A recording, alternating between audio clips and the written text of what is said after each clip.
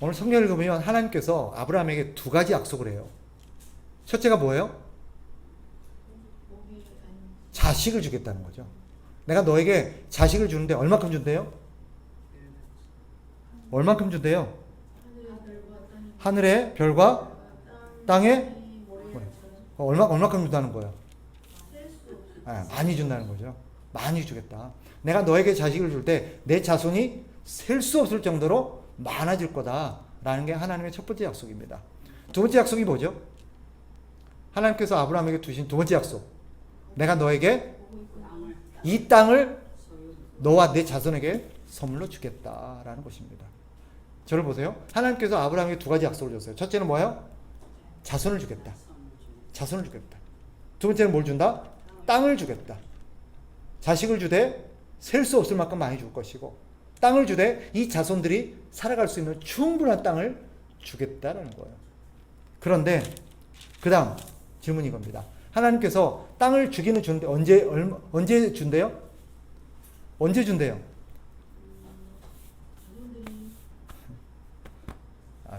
읽었는데 우리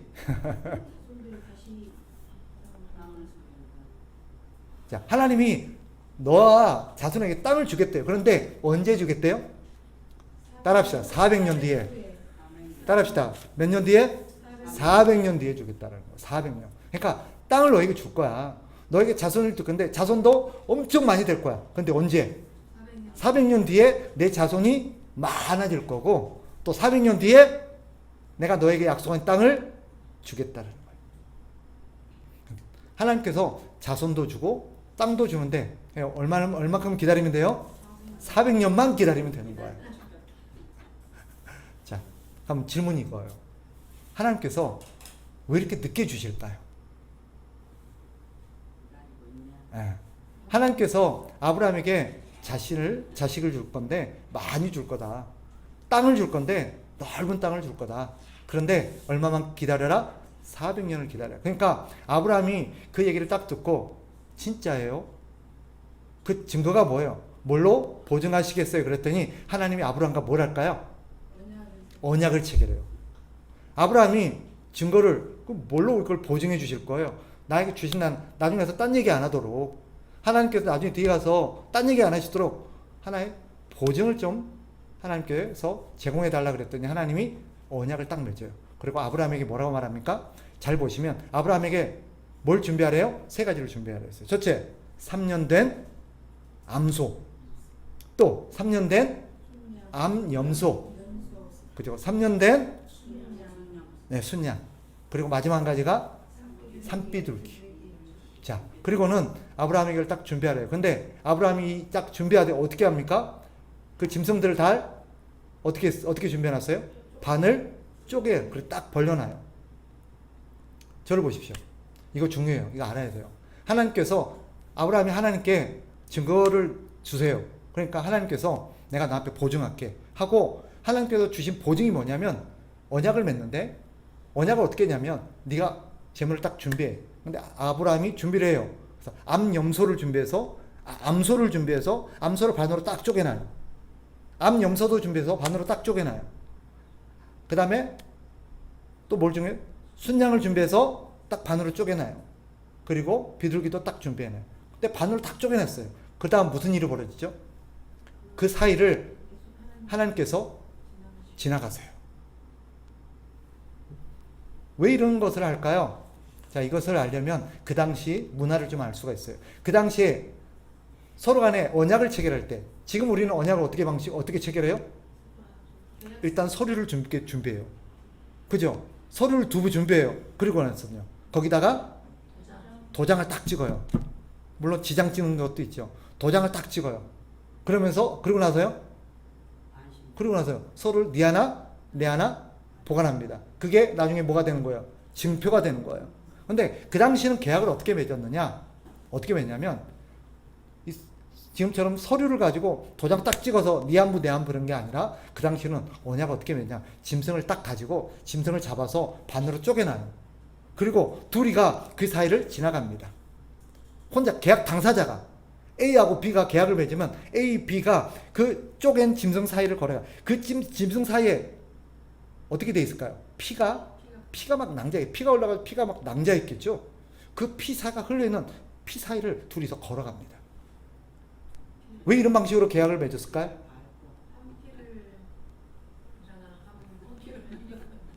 예.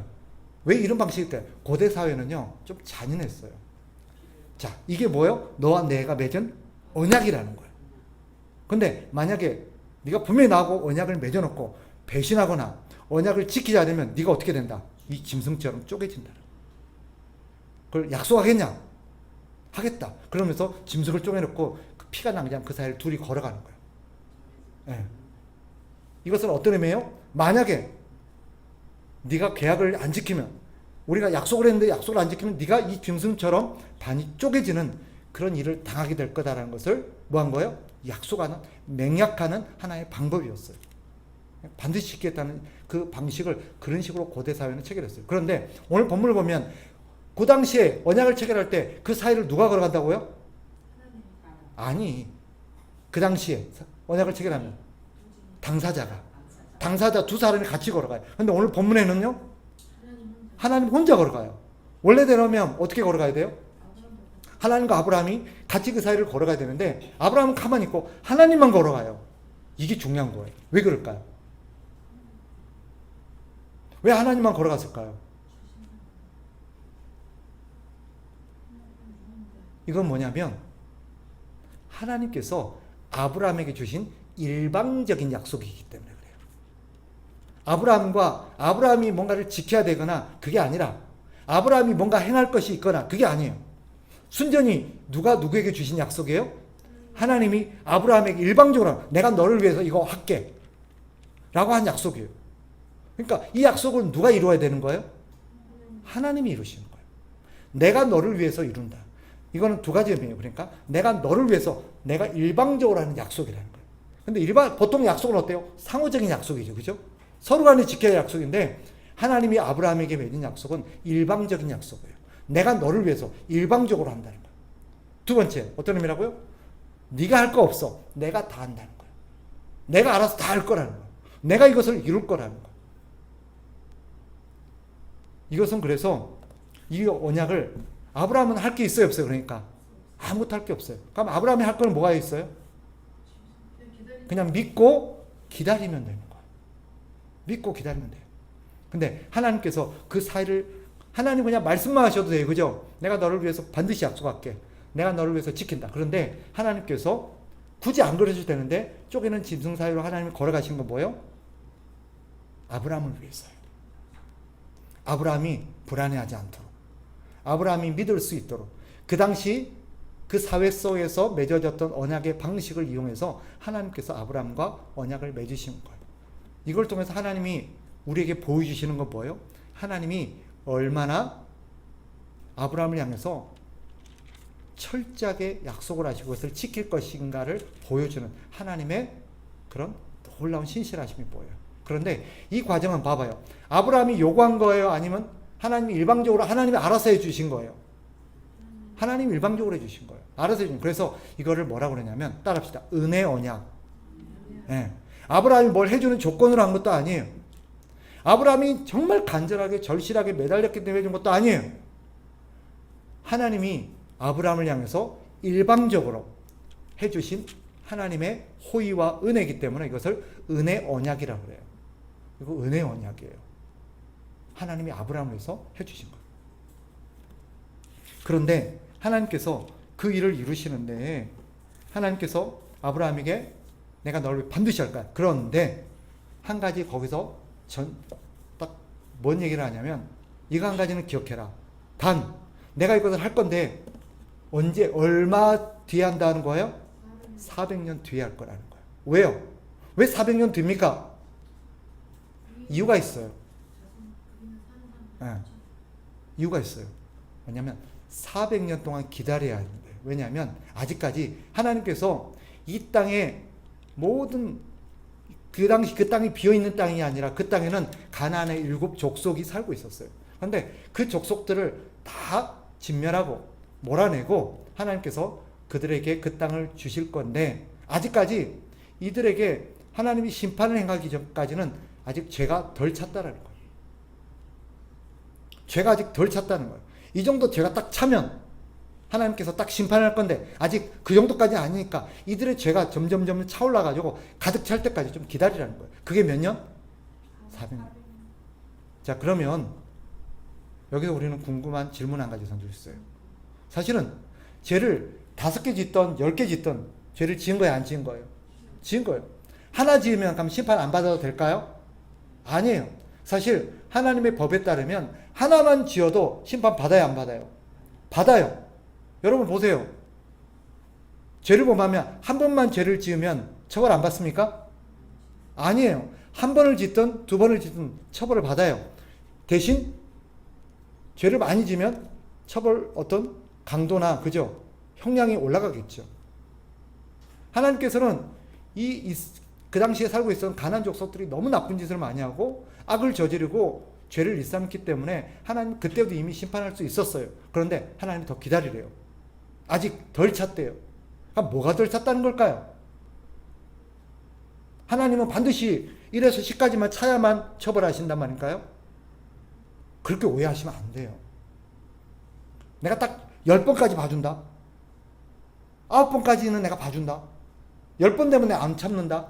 하나님 그런 분이실까요? 오늘 본문만 보면 꼭 그런 뉘앙스예요.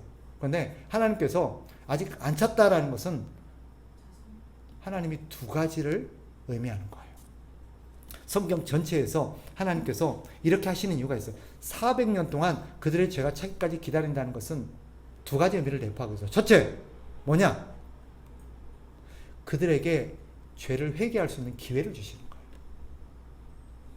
하나님께서 지금 딱 보고 너 지켜보고 있다는 거예요. 너 처벌하려고 지켜보고 있다는 거예요. 근데 만약에 하나님께서 처벌하는 데 목적이 있었다면 굳이 그 얘기를 그 상대할 때 할 필요가 있어요, 없어요? 없어요. 만약에 여기 A라는 사람이 있다고 칩시다.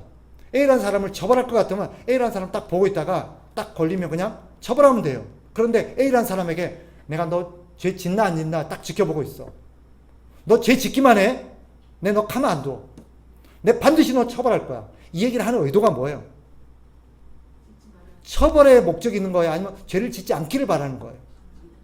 그쵸? 거기에 방점이 있는 거예요.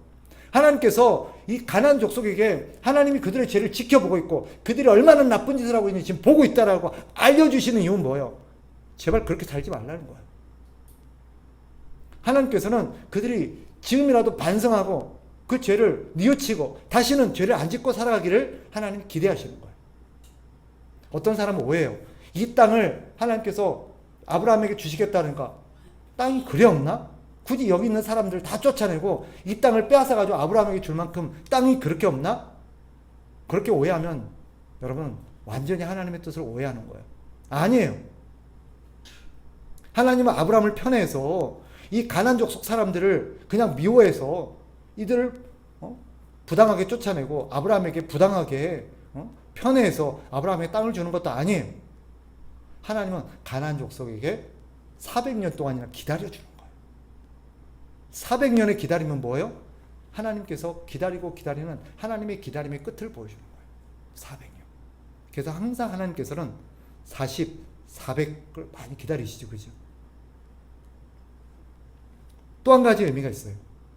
하나님께서 400년 동안 기다려라 하고 한 거는 저 사람들에게 회개할 기회를 주고 싶다는 거예요. 회개할 기회를 주고 싶다는 거예요. 또 하나, 아브라함과 그의 자손들이 그 땅에서 살아갈 수 있는 준비를 시키는 거예요. 땅을 줘도 이들이 깨닫지 못하고 준비되지 않으면 그 땅을 제대로 관리할 수 있을까요? 없을까요? 없어요. 그러니까 400년이라는 시간은 이들이 회개하고 정신 차리기를 바라는 그런 시간도 되지만 그 시간 동안 아브라함 쪽에는 뭐 하기를 기대하는 거예요? 하나님이 어떤 분인지 잘 보고 잘 깨달아서 너는 저 땅에 들어갔을 때 절대 그렇게 하지 마라고 아브라함을 가르치고 아브라함과 그 자손들이 그 땅에서 살아갈 수 있는 준비를 하는 거예요. 그 400년 동안 무슨 일이 있죠? 아브라함은 계속해서 자식들이 낳고 자식들이 점점 많아져 가요. 그죠? 그리고 400년 동안 나중에 보면 아브라함의 자식이 몇 명으로 늘어날까요? 자손이? 혹시 기억나세요? 아브라함과 사라 둘로 시작했어요. 그런데 400년 뒤에는 이 아브라함의 자손이 몇 명이 됩니까? 400년 뒤에 무슨 일이 벌어져요? 출애굽하잖아요. 그죠? 애굽에서 나오잖아요. 그때 아브라함의 자손이 몇 명이 됐어요? 60만 3,550명이 됐어요. 60만 3천. 엄청 많아졌죠. 그 기간 동안 이들은 하나님 나라에, 하나님이 약속한 땅에 들어갈 준비를 하고 있었고, 그 약속의 땅에서 어떻게 살아야 될지를 하나님 그들을 준비시키는 기간이었습니다. 따라서 오늘 성경 본문을 통해서 하나님께서 우리에게 주시는 교훈이 뭐냐? 하나님은 아브라함에게 약속한 것을 반드시 지키십니다. 반드시 지키세요. 그런데 하나님께서는 굳이 그렇게 안 하셔도 되는데 아브라함에게 그런 약속들을 일방적으로 해주셨어요. 그건 뭐예요? 하나님이 아브라함에게 은혜와 자비를 베푸신다는 거예요. 하나님은 아브라함처럼 우리에게도 똑같은 방식으로 은혜와 자비를 베풀고 계세요. 그리고 아브라함에게 두 가지 약속을 했죠. 무슨 약속했어요? 내 자손이 많아질 거다. 두 번째는요, 내가 너에게 땅을 주겠다. 이 약속은 우리에게도 그대로 계승됩니다. 네. 하나님께서 우리의 자손이 많아진다는, 우리의 가족들이 많아진다는 뜻이에요. 우리의 가족들. 원래 이 땅에 태어날 때는 우리에게 가족이 얼마나 있었어요? 많아야 서너 명이에요. 물론 어떤 집안은 뭐 10명이 넘는 분도 계시죠. 그런데 나중에 하나님께서 우리에게 새로운 가족을 선물로 주세요. 교회라는. 더 나아가서 하나님의 나라 백성이라는 그런 가족을 선물로 주십니다. 그래서 우리의 가족들이 셀 수도 없이 늘어나요. 또 한 가지, 하나님이 아브라함에게 땅을 선물로 주셨던 우리에게도 하나님이 땅을 약속해 주셨어요. 어떤 땅이요? 천국, 하나님의 나라. 그런데 그 땅에 들어가기까지 우리는 어떻게 해야 돼요? 기다려야 돼요. 기다려야 돼요. 그럼 뭘 하면서 기다리면 될까요? 네. 우리는 그 기간 동안 하나님의 나라의 백성으로서 살아갈 준비를 하는 거예요. 그래서 우리는 하나님을 잘 배우고 하나님을 잘 알아가면서 하나님의 말씀에 순종하면서 하나님 나라에서 살아갈 준비를 하며 이 땅을 살아야 돼요. 그래서 우리는 지금 뭐 하고 있느냐? 가끔 그런 질문을 해요. 아니, 이제 예수 믿고 구원받았으면 빨리 천국 데리고 가시면 될 건데 왜 천국 안 데리고 갈까요? 천국 안 데리고 가니까 자꾸 이 땅에서 죄 짓는 것 같아요. 가끔은 그런 생각이 들 때도 있어요. 아니, 하나님이 저분은 빨리 데리고 가시면 좋겠다. 사는 동안 자꾸 죄만 지어서 하루라도 빨리 데리고 가시는 게 좋겠다라고 생각이 들 때도 있어요. 그런데 하나님께서 우리를 구원하시고 나서 천국 백성 삼으시고 나서도 빨리 천국에 안 데리고 가고 우리를 이 땅에서 아브라함처럼 오랜 시간 두시는 이유가 뭘까요? 우리를 훈련하시는 거예요. 천국 백성으로 살아갈 준비를 시키는 거예요. 하나님의 나라에서 살아갈 준비를 시키는 거예요. 그러니 하나님이 우리에게 주신 약속, 아브라함에게 주신 약속을 하나님이 신실하게 지켰던 것처럼 우리에게 주신 약속을 하나님께서 아브라함처럼 반드시 신실하게 지키실 거라는 것을 여러분이 믿으시기 바라요. 그리고 하나님 그것을 반드시 이루십니다. 그리고 이것은 우리가 하는 게 아니에요. 누가 하세요? 하나님이 하십니다. 하나님이 이것을 다 이루시고 지키십니다. 그러니 우리가 할 거는 뭐예요? 하나님을 믿고 기다리면 돼요. 하나님을 믿고 기다리면 돼요. 그 기다리는 동안 하나님께서 우리에게 말씀하신 그런 하나님 나라 백성으로서 우리 자신을 잘 준비시키면 좋겠습니다. 그 준비하는 것 중에 뭐가 있냐? 두 가지를 반드시 준비하셔야 돼요. 첫째, 뭐냐면 하나님의 뜻을 알아가야 돼요. 뭐 해야 된다고요? 하나님의 뜻을 알아가야 돼요. 하나님께서 뭘 원하시고 뭘 싫어하시는지를 알아가야 돼요. 그런 하나님의 뜻이 어디에 기록되어 있어요? 성경에. 그래서 우리는 성경을 부지런히 읽음으로써 성경에 하나님께서 밝혀놓으신 하나님의 뜻들을 잘 배워야 돼요. 그래야 나중에 하나님 앞에서 우리가 실수하거나 잘못하지 않아요. 두 번째, 또 한 가지 뭘 해야 됩니까? 우리는 죄 짓지 않고 살아가야 돼요. 죄 짓지 않아야 돼요. 뭐 해야 된다고요? 죄 짓지 않아야 돼요. 왜냐하면 하나님께서 죄를 너무너무 싫어해요. 가나안 족속을 진멸하신 이유가 뭐예요? 하나님은 하나님의 나라에 죄인들을 절대 용납하지 않으시겠다라는 하나님의 뜻이에요. 그러니 하나님 나라에서 살아가야 될 우리가 죄짓고 살면 되겠습니까? 절대 안 되죠. 하나님은 가나안 족속을 심판하시는 걸 통해서 아브라함과 그의 자손들을 가르치시는 거예요. 하나님은 뭘 싫어하신다? 죄 짓는 걸 싫어하신다. 그러니 열심히 하나님 말씀을 읽고 하나님 뜻이 하나님 이런 분이시구나. 하나님 뜻이 이렇구나. 부지런히 알아가시기 바라요. 그리고 이 땅에서 하나님 뜻을 알면서 죄 짓지 않도록 힘쓰시기 바랍니다. 그러면 때가 되면 하나님께서는 아브라함을 불러내셔서 가나안 땅으로 들여셨던 것처럼 때가 되면 하나님 우리를 부르십니다. 이제 됐다 하고 우리를 부르세요. 그리고 하나님의 나라로 우리를 인도해 가십니다. 그날을 기다리면서 우리 믿음 생활 잘하는 저와 여러분 되기를 축복합니다.